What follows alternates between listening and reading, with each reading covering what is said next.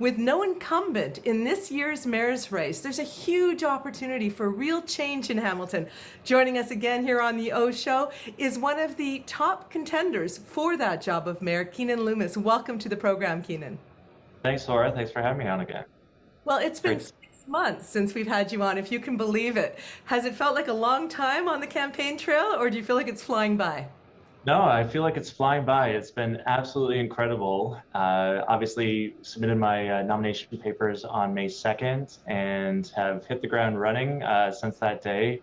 And I can't believe that already we are less than 9 weeks away from the municipal election.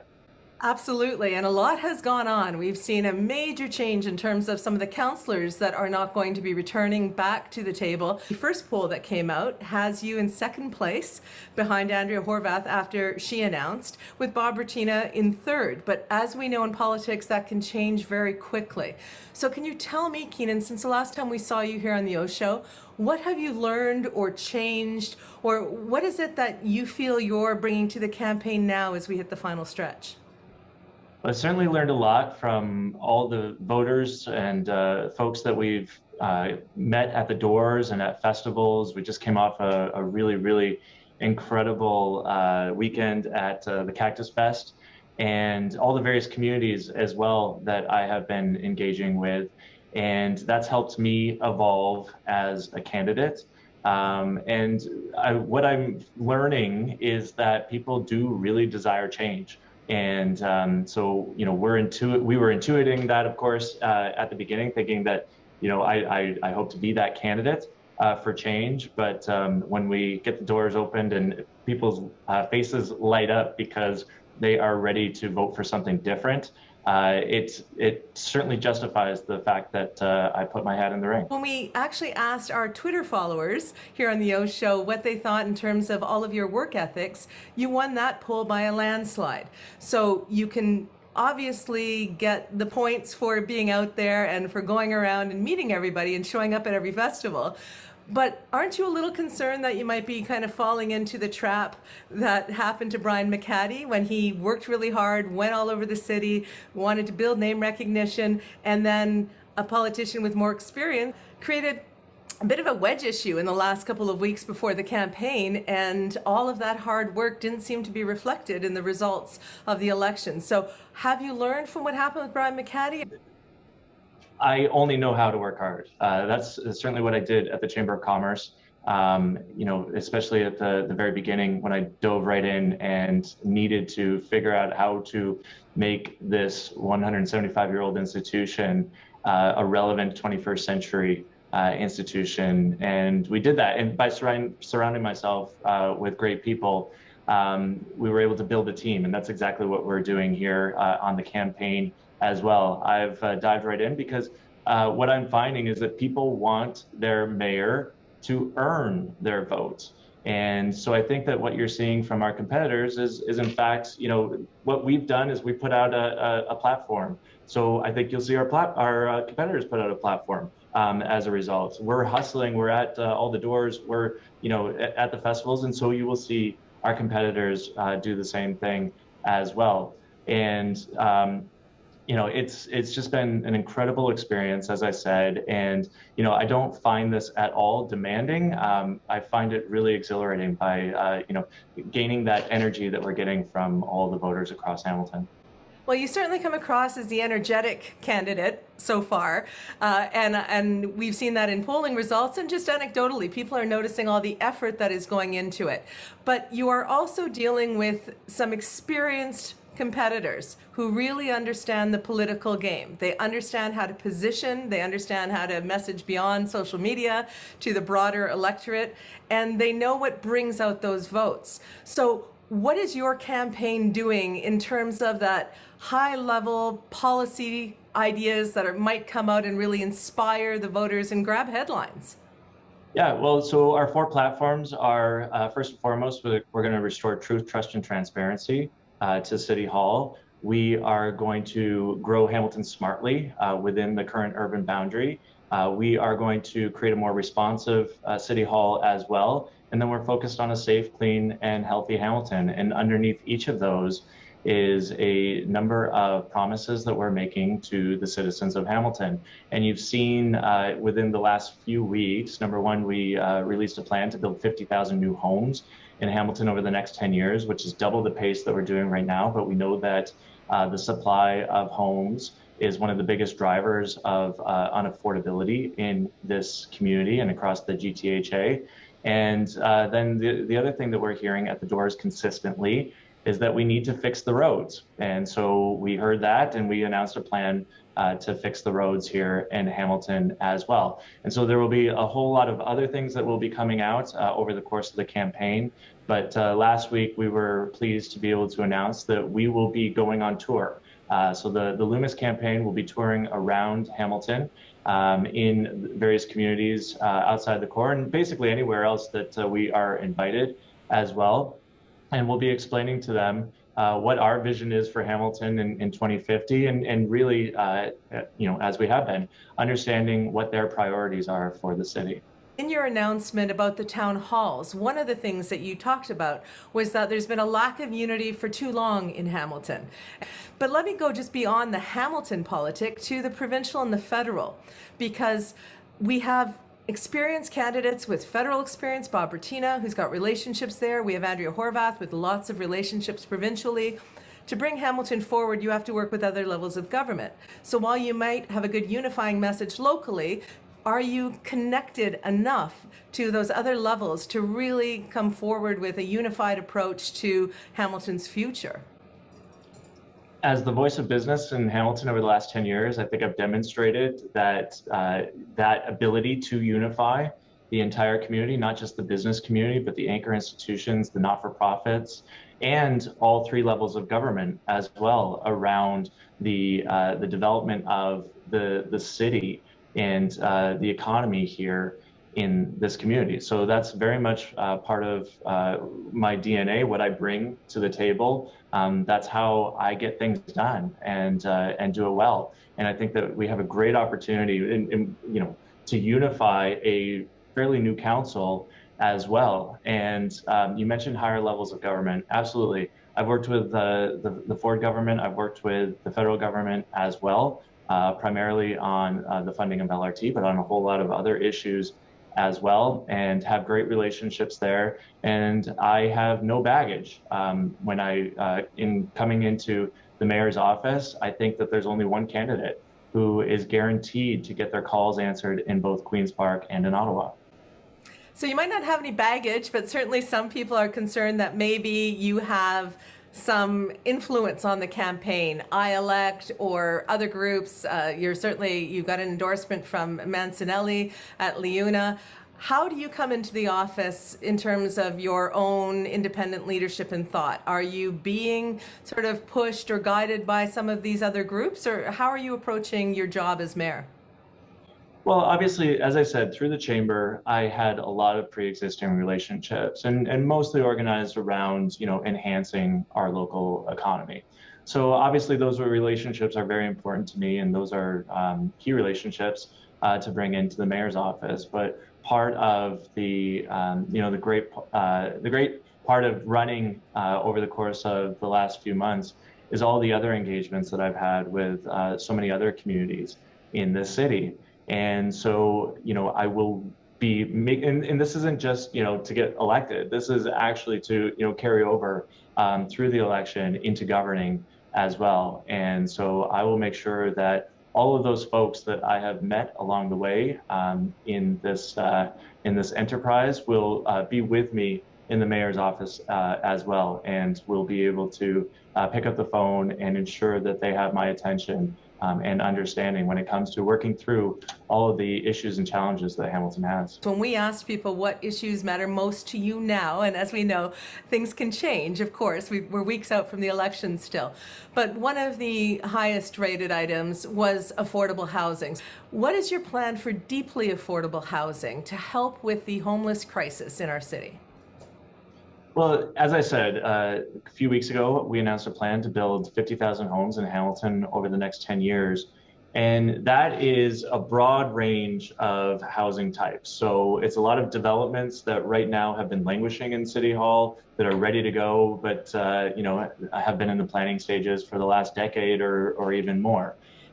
It also is housing along the transit corridors for sure, and as well the incentivization of secondary suites and support for other affordable housing providers as well. So as we build out, obviously we need to make sure that there's a certain percentage of homes that are allocated as deeply affordable. But as I said, one of the biggest drivers of unaffordability in this community is the lack of supply. People want to live in our community because, as we know, it's a great city in which to live.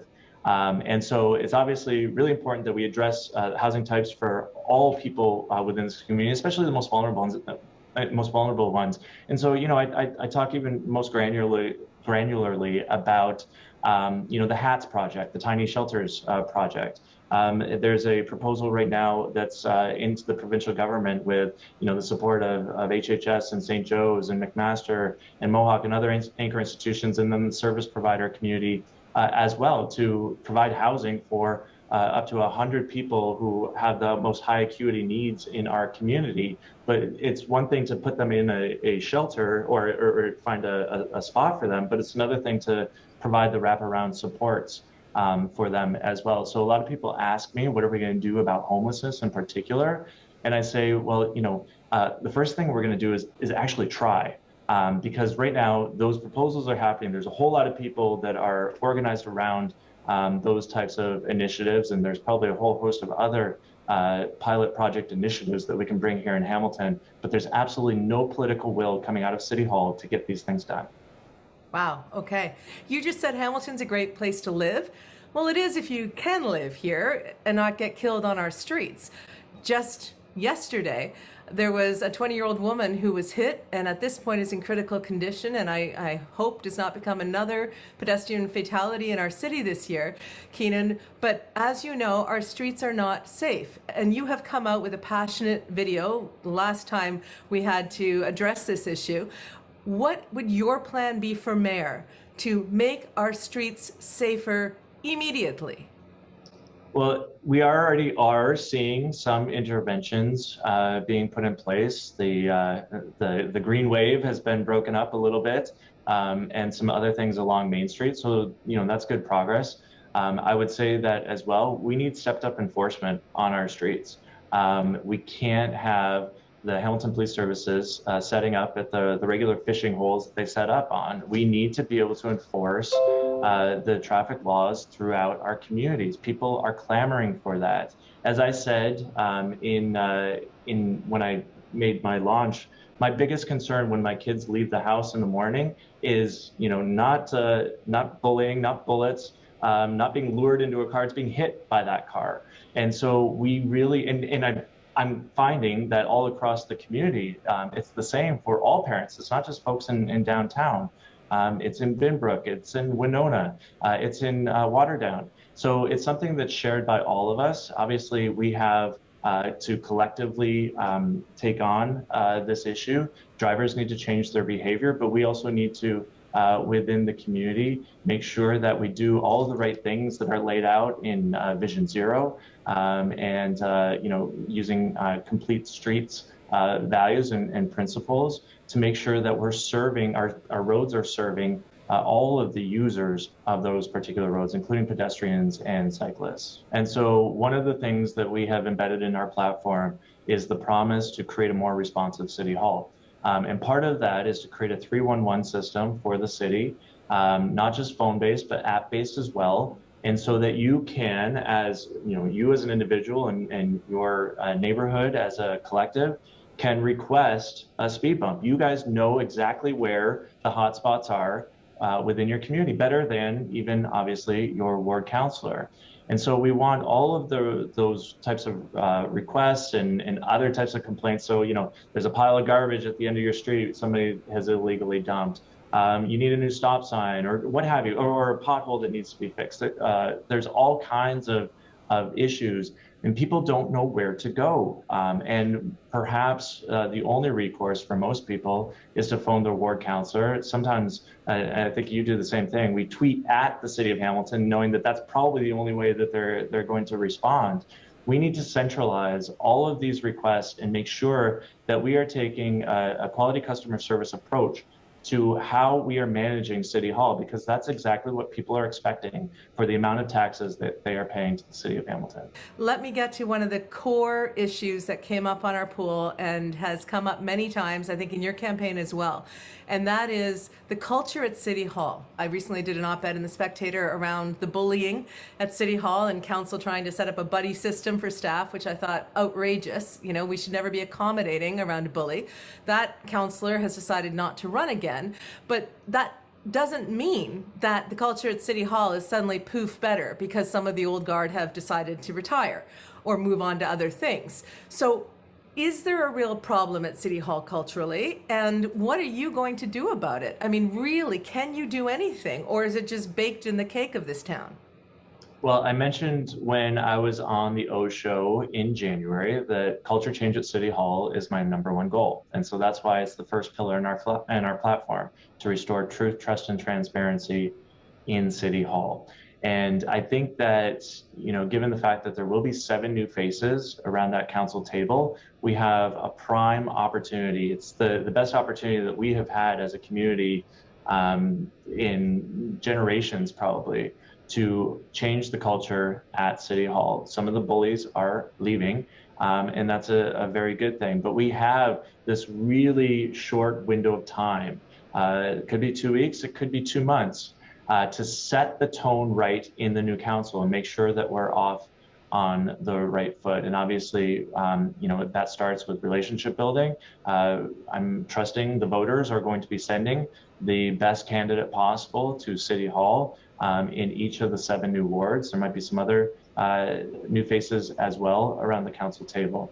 And so who do you want in the mayor's office for that really critical period of time when we will reset the culture of City Hall and then go forward responsibly?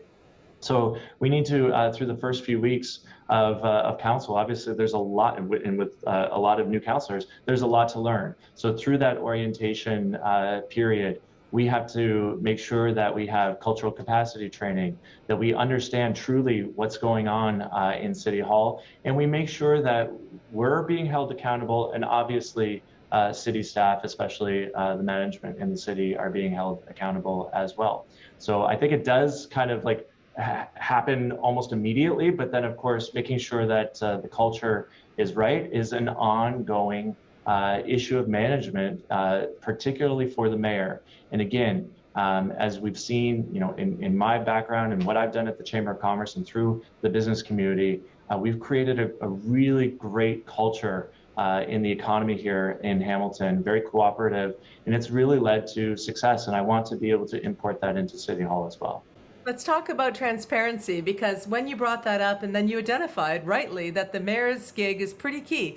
It might be one more vote around that council table, but it sets the tone for the city. It sets the brand for the city. How the mayor responds, what the mayor speaks to the media about, you know, how they lead and the tone at council meetings, what they accept in terms of council behavior, that matters tremendously. And we saw in the Red Hill public inquiry a quote from the mayor that was found, an email, I believe, to staff saying, you know what, can we kind of not put this report on the public agenda so the media doesn't get aware of it, you know, because that'll cause problems. And I'll put, you know, the exact quote up so our viewers can see it. I don't want to paraphrase the mayor, but I thought that was really damning and also not surprising, because there's been a feeling that we are not getting truth from City Hall. We're not getting a transparent council, not with Sewergate, not with the Red Hill. So how do you go in as mayor and guarantee to us, Keanin, that you're not going to get caught up in that system where the lawyers walk in and say, you really shouldn't tell them about the depth and breadth of that sewage spill.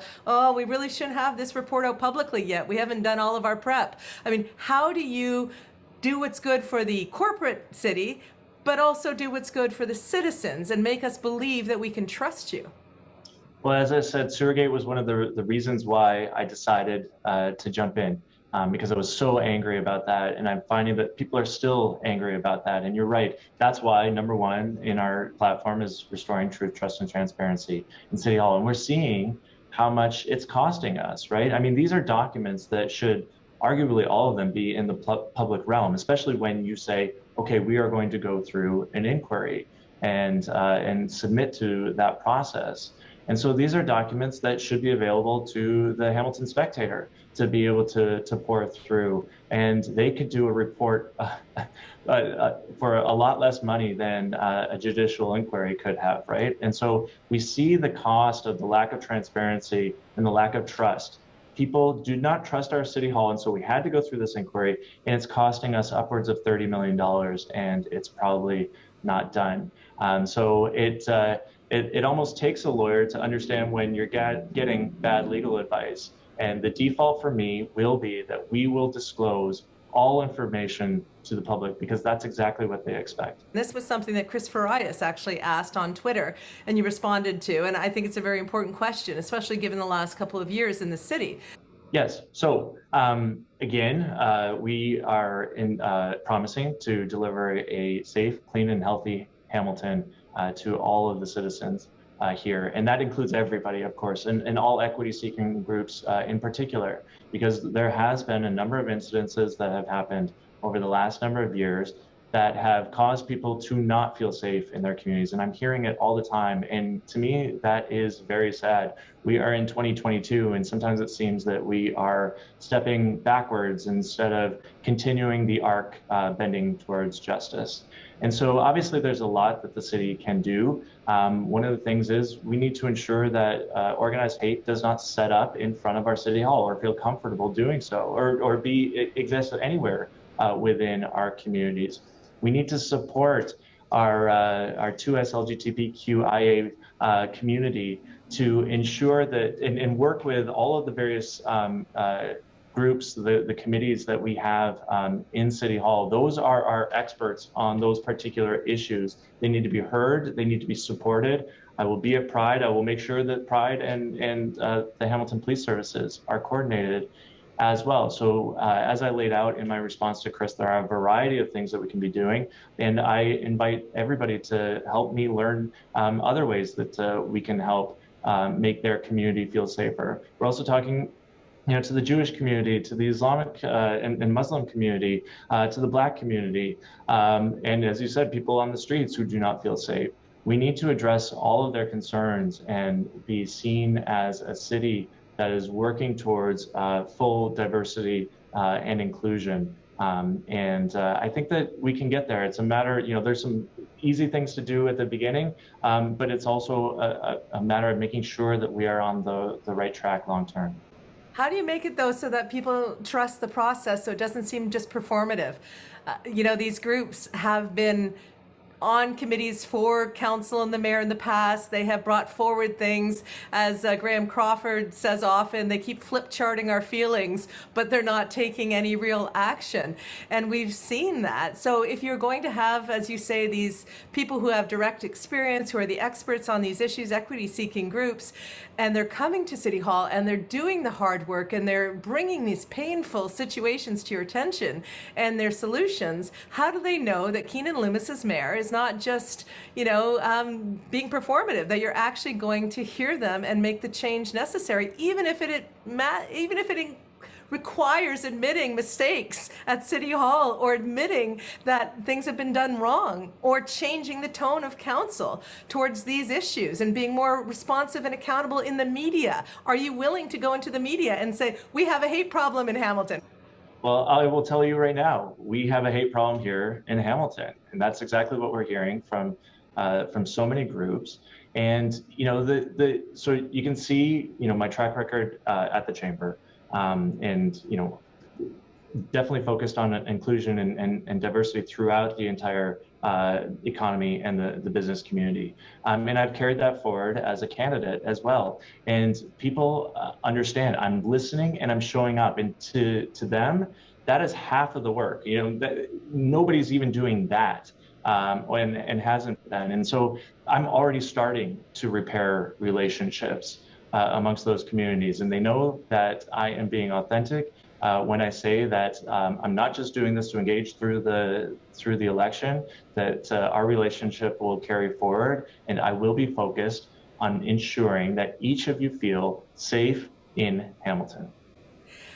Does it feel strange to you to be kind of the left champion in this mayor's race? I mean, when I think of the support, you're certainly winning my Twitter feed. But people are saying, how is this Chamber of Commerce lawyer bringing forward these progressive policies and speaking to these equity-seeking communities? I mean, did you picture yourself being the progressive candidate at this stage?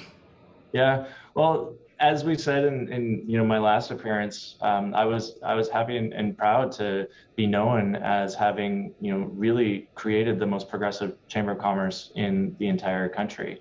And what you see from me is a non-ideological approach to every single opportunity and challenge that we have as a community. No one party, either red, blue, or orange, has a monopoly on the truth or a monopoly on the best ideas. And you find that, I've always been evidence-based. That's what I've learned from being ensconced in the Ontario Chamber of Commerce network, is that, that's what business people want. And that's what we're finding that people want at the doors as well. They do not want partisanship poisoning our local politics as it is our upper tiers of government. So let's keep that out. Let's make sure that we're focused on the issues and the challenges and the opportunities that we have as a community and what the right next step is in each and every case. Well, one of the big challenges is climate change, and we know that we are at risk, as every city is in this country. Yeah, well, one of the reasons why I've been so supportive of the LRT for the last 13 years has been in part that, obviously, providing a transit solution that is electrified and that takes cars off of the streets. So that's number one. Obviously, we need to harden our infrastructure and make sure that we're able to take on future climate events. And so one of the things I want to make sure that we do is focus as a community, and this is going to be across many future terms, political terms. But I would love to be able to one day be the city that no longer has any wastewater bypass being put into the harbor as a result of a heavy rain event. So I think that we really need to focus on that. There was a plan that was brought to council not too long ago about that. It's going to cost us about $1 billion to separate out our sewers, and many years. But that's not the reason why we shouldn't be doing it, right? Decarbonization of our heavy industry is another major thing. I'm hearing from so many folks, especially those that live closest to our industrial sector, that is really important to them. And that's something that's highly achievable. Again, another long-term plan requires some pretty big investment, but the federal government has already announced that they're willing to invest. The provincial government needs to now come on board. And of course, the municipal government has to do everything it can to encourage that. We can really be a hub for hydrogen in the city, and we should really be focusing on that. And that's a matter of jobs and a healthy economy as well. And then finally, the project that I worked on at the Chamber in terms of studying the quality of the waste heat that is coming from the Bayfront, we found that we could heat 45,000 homes in Hamilton if we collected that waste heat and were able to distribute it out. And it happens to be that the city owns a district energy plant here in downtown that serves a good part of the city. So now we just need to bring that waste heat into the downtown. And that's the next project for the Atmospheric Fund in doing the engineering feasibility behind that project. So there's a lot of things that we can be doing, a lot of exciting stuff, but this is stuff absolutely that we need to be working on. And I said in my launch, it's 2022, and we need to be responsible stewards of our water, our air, and our land. So you are where on the urban boundary expansion then? I said we're going to hold the urban boundary where it is, and we are going to focus on building those 50,000 homes over the next 10 years within the current urban boundary. And on area rating, because it feels to me like there's kind of everything is woven together, right? To unify the city, all these pieces sorted out. Well, area rating is a bit of a different issue. It's a very complex issue as well, but we can't rip the Band-Aid off when it comes to area rating immediately. We have been in Winona, we have been in Binbrook, we have been in Waterdown. Those folks do want enhanced transit. I believe they are willing to pay for it, but they need to see what the plan is. And we know that transit planning takes a long time. But yes, we definitely need to be working towards phasing out area rating and doing so in a very planned and controlled manner. And I think that people will accept that. So I think people are coming along to your platform a lot and they're seeing your work ethic out there. Can you win, though? And this is my final question to you. Can you beat a federal politician who is also a very successful Hamilton radio celebrity and well-loved, Bob Bertina, and a former mayor, so he's got the experience? Can you beat Hamilton's first female woman mayor and also a provincial name, Andrea Horvath? I mean, can you make it all the way, Keanin? Yes, we can. To borrow a phrase from a previous politician, absolutely. There's a very clear choice in this election. We can look backward or we can go forward. And I am the candidate that is all about the future. What I'm running on is a vision for 2050, when my kids are in their 20s and 30s, and where are they going to live? What job are they going to have? How are they going to get around and experience their city of Hamilton? And people are really excited about that. People want change. It's a change election, and my opponents are talking about change. Well, guess who the only real change candidate is? So we will be winning. All right, well, we'll leave it there, Keanin. And as always, if you want to come back on the OShow before the election, depending on what's going on, you are always welcome. And as I say to everybody who takes the huge leap into running for public office, thank you. Win or lose, I appreciate the fact that you are trying to serve your community in this way and that you're working so hard at it. So all of the best. And as our viewers know, we'll have Andrea Horvath on the program soon. And Bob Bertina is always welcome as one of the front runners for mayor to come on the OShow. Thank you so much, Keanin, and be well. Thanks, Laura.